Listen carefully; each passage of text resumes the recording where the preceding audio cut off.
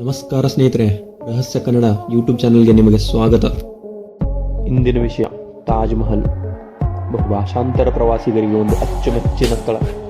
ಹೌದು ಸ್ನೇಹಿತರೆ, ಪ್ರತಿ ವರ್ಷ ಸಾವಿರಾರು ಪ್ರವಾಸಿಗರು ಈ ಭವ್ಯ ಕಟ್ಟಡವನ್ನು ವೀಕ್ಷಿಸಲು ದೇಶ ವಿದೇಶಗಳಿಂದ ಬರುತ್ತಾರೆ.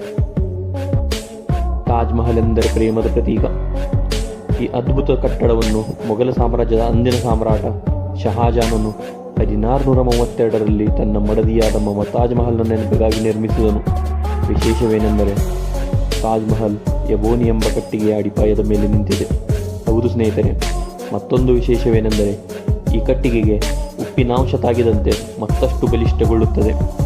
ಅದಕ್ಕಾಗಿಯೇ ತಾಜ್ ಮಹಲನ್ನು ಯಮುನಾ ನದಿಯ ದಡದ ಮೇಲೆ ನಿರ್ಮಿಸಲಾಗಿದೆ. ಹಾಗಾಗಿ ಈ ದೈತ್ಯ ಕಟ್ಟಡ ಕೊನೆಯ 300 ವರ್ಷಗಳಿಂದ ಯಾವುದಕ್ಕೆ ಬಾಗದೆ ತಲೆ ಎತ್ತಿ ನಿಂತಿದೆ. ಈ ಕಟ್ಟಡವನ್ನು ನಿರ್ಮಿಸಲು ಸಂಗೇಮರಮರ ಮತ್ತು ಇತರೆ ಸಾಮಗ್ರಿಗಳನ್ನು 10 ಹಲವು ದೇಶಗಳಿಂದ 1000 ಆನೆಗಳ ಸಹಾಯದಿಂದ ತರಲಾಗಿತ್ತು. ತಾಜ್ ಮಹಲ್ನ ಮೇಲ್ತುದಿ ಶಿಖರ ಸ್ವರ್ಗದ ಮಾರ್ಗ ಸೂಚಿಸಿದರೆ, ಇದರ ಅಡಿಪಾಯ ಪಾತಾಳದ ಪ್ರಪಂಚವನ್ನು ಸೂಚಿಸುತ್ತದೆ.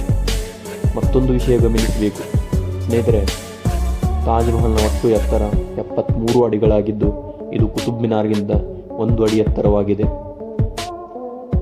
ಧನ್ಯವಾದಗಳು.